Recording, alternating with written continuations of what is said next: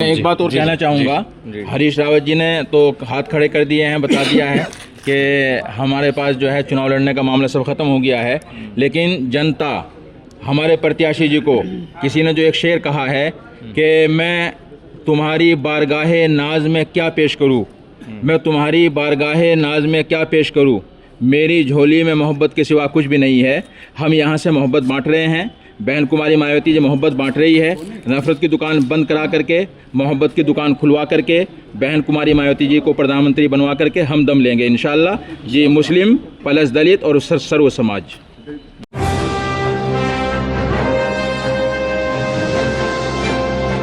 नमस्कार, समाचार में आपका स्वागत है।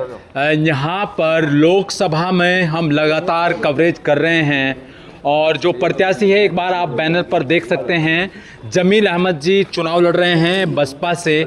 और जो उनके सहकर्मी हैं, जो लोग उनके लिए लगातार मेहनत कर रहे हैं, वो मेरे साथ में हैं कि वो किस प्रकार से चुनाव की तैयारी में हो और अंतिम वक्त में अब वो किस तैयारी में जुटे हुए हैं, वही हम बात कर लेते हैं। कैसे हैं सर?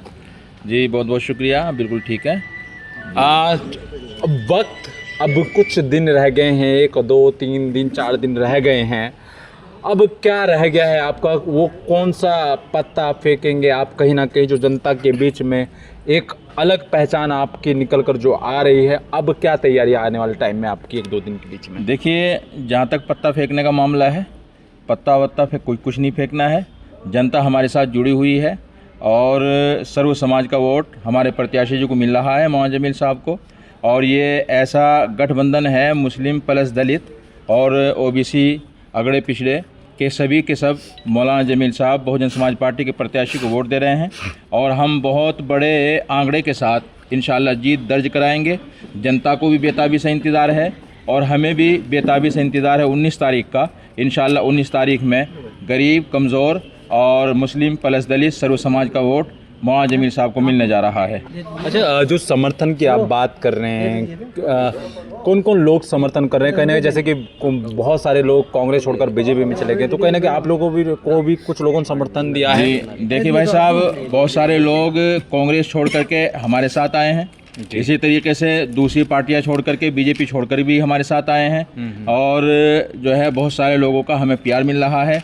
ये तो आना जाना लगा रहता है, लेकिन हमारा मानना ये है कि मौलाना जमील साहब के अखलाक की वजह से, मौलाना जमील साहब के नेक नामी होने की वजह से, नेक नामी की वजह से और उनके चर्चित होने की वजह से, और चूँकि मैं एक बात आपको बता दूं, जनता समझ चुकी है कि भारतीय जनता पार्टी को अगर रोकना है तो कांग्रेस भारतीय जनता पार्टी को 2014 में नहीं रोक पाई।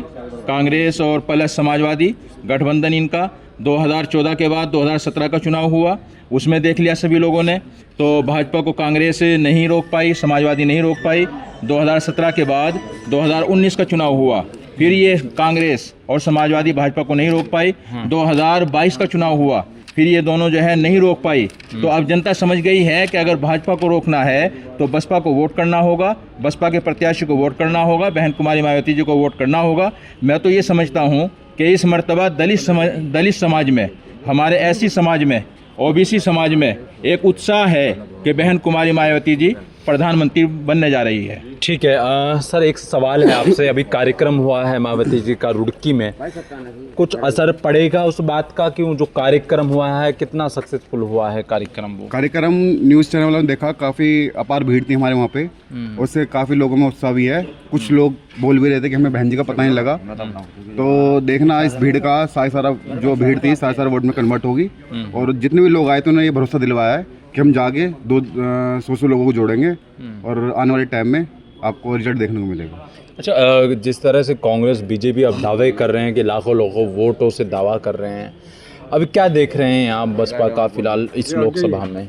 बसपा इस बार जीत के रहेगी, क्योंकि मौलाना जी पूरी मेहनत लगा रहे हैं। इनके पूरे प्रतिनिधि सारे साथ हैं, उनके बेटे भाई सब लगे हुए हैं। और हमारे बहुजन समाज पार्टी की पूरी टीम, जिले से लेकर विधानसभा की प्रदेश की कमेटी, सारी की सारी दिन रात मेहनत कर रही है। और जो हमने संगठन तैयार किया है वो अंदर खाने पूरी की पूरी तैयारी करके, और इस बार हम सीट निकाल के रहेंगे यहाँ पे। ठीक है जी। मेरा नाम सोनू कुमार है। कहाँ, रुड़की से हैं आप? रुड़की विधानसभा। क्या देखते हैं कि कांग्रेस बीजेपी जो एक दलित समाज के वोट को कहीं ना कहीं अपना मान के चल रहे हैं, बसपा अपना वोट कह रही है, हकीकत क्या है? देखिए हमारा जो वोट है, जी हमारा वोट कभी भी किसी के साथ खुल के नहीं आता है। हम चुनाव के टाइम पे अपना अपना काम करते रहें, हम किसी विज्ञापन पे नहीं जाते, ना किसी बेफालतू के विज्ञापन देखते, क्योंकि हमारा तकवा जो है गरीब और आम आदमी है और वो अधिकतर गांव में रहता है। वो किसी विज्ञापन पे ध्यान नहीं देता।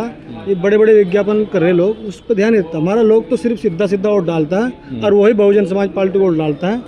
हमारा मुस्लिम समाज और हमारा दलित समाज और ओबीसी सैनी समाज, अधिकतर पाल समाज, कश्यप समाज, हमें पारसी समाज, वाल्मीकि समाज हमें वोट दे रहा है।